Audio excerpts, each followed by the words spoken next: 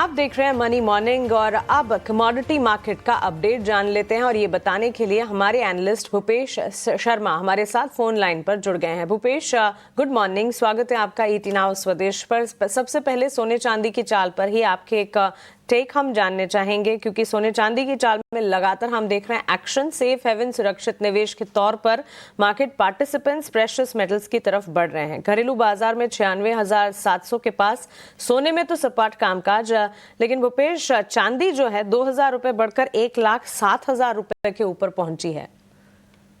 जी good morning ma'am. अगर सोने और चांदी की बात करें तो इसमें दोनों बाजारों का रिलेटिव स्ट्रेंथ अगर हम कैलकुलेट करते हैं तो पिछले 2 ट्रेडिंग सेशन में चांदी के बाजार ने सोने के बाजार को आउट परफॉर्म किया है। मुझे लगता है कि ये आउट परफॉर्मेंस जारी रहना चाहिए। कहीं ना कहीं चांदी में 1,65,100 के आसपास कहीं भी चांदी का बाजार मिलता है तो 1,06,000 का स्टॉप लॉस लगाकर इसमें खरीदारी करनी चाहिए। 1,07,100, 1,07,600 के लक्ष्य संभावित रहेंगे। वहीं अगर सोने की बात करें तो सोने के बाजार में लगभग बाजार एक डाउन ट्रेंड, अभी मोमेंटम नेगेटिव चल रहा है। तो यहाँ पर तकरीबन बाजार और 200 रुपए 300 रुपए ऊपर निकलने पर ही इसमें कोई मजबूती स्टार्ट होगी।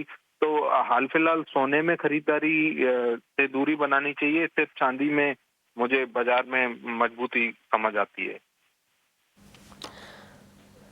ओके, सो बिल्कुल सोने चांदी में मजबूती, और अगर इन दोनों प्रेशियस मेटल्स में भी कंपैरिजन करेंगे तो चांदी जो है वो ज्यादा आउट परफॉर्म करती हुई इस वक्त नजर आ रही है। भूपेश जी, एनर्जी पैक पर भी आपका टेक जानना चाहेंगे। पिछले दिनों जियोपॉलिटिकल कंसर्न्स के चलते हमने देखा क्रूड में एक बड़ा उबाल था, लेकिन अब हम देख रहे हैं स्लाइट ट्रेंड कह सकते हैं, $68 के आसपास ब्रेंट क्रूड ट्रेड करता हुआ। फोकस जो है डिमांड सिग्नल्स, डॉलर वीकनेस की तरफ इन्वेस्टर्स का शिफ्ट होता है और इसी के चलते कच्चे तेल में रेंज में कामकाज है। आपकी राय घरेलू बाजार में क्रूड और नेचुरल गैस पर क्या होगी? जी, अगर कच्चे तेल की बात करी जाए तो कच्चे तेल का ट्रेंड और मोमेंटम अभी भी पॉजिटिव बना हुआ है। पिछले दिनों जियोपॉलिटिकल जो न्यूज का फ्लो ज्यादा था उसके कारण बाजारों में एक ऊपर के भाव में अच्छी सप्लाई देखने को मिली, जो कि तकरीबन $80 के आसपास का क्रूड, $78 वाला क्रूड बहुत क्विक 2 दिनों में ही 64 के आसपास आ गया। तो ये जो गिरावट देखी गई है, ये गिरावट मुझे लगता है कि एक टेम्परेरी गिरावट थी और बाजार दोबारा से अभी 1 से 2 दिन और कंसोलिडेट होकर फिर से बाजार $71, $76 के तरफ जाएगा। और मुझे लगता है कि भारत के बाजारों में देखा जाए तो 5,600, 5,550 एक बाजार के लिए डिमांड जोन रहेगा, जिसमें 5,500 का स्टॉप लॉस लगाना चाहिए। 5,650 और 5,710 के लक्ष्य संभावित रहेंगे यहाँ पर। ठीक है, सो कच्चे तेल की चाल 5,730 तक के टारगेट्स भी, और कन्विक्शन अब भी बरकरार है। हालांकि घरेलू बाजार में भी 5,620 के लेवल्स पर आधे % के डाउन ट्रेंड्स कल जरूर नजर आए थे, लेकिन यहां से 5,730 तक ये कूच कर सकता है। नेचुरल गैस और बेस मेटल्स पर भी भूपेश जी आपकी राय जानना चाहेंगे। जिंक में हमने बिकवाली और लेड में भी बिकवाली का दबाव देखा, लेकिन कॉपर के फ्रंट पर मजबूती हाथ लगी है। बेस मेटल्स की चाल और नेचुरल गैस पर टेक। नेचुरल गैस में पिछले कई दिनों से इसका मोमेंटम और ट्रेंड दोनों ही कमजोर बने हुए हैं। बाजार में बहुत एक बड़ी गिरावट देखने को मिली है। प्राइसेस में तकरीबन 20% के करीब प्राइसेस में गिरावट देखने को मिली है पिछले 10 दिनों में। और यहाँ पर अगर बात करी जाए लेवल्स की, तो लेवल्स में मुझे लगता है कि बाजार में सेल ऑन राइज का मार्केट है। 310 के आसपास कहीं भी वायदा मिलता है तो इसमें जुलाई कॉन्ट्रैक्ट में बिकवाली करनी चाहिए। 315 का स्टॉप लॉस लगाना चाहिए। नीचे में 300 और 295 के लक्ष्य संभावित रहेंगे।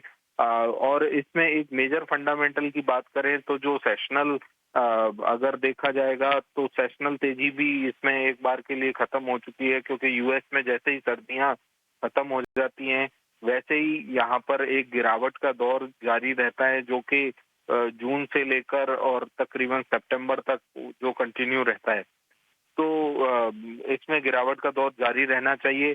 वहीं अगर कॉपर और बेस मेटल्स की बात करें तो बेस मेटल्स में मुझे लगता है कि कॉपर एक अच्छा कंटेंडर रहना चाहिए तेजी के हिसाब से। बीते कल भी इसमें एक अच्छी तेजी देखने को मिली थी।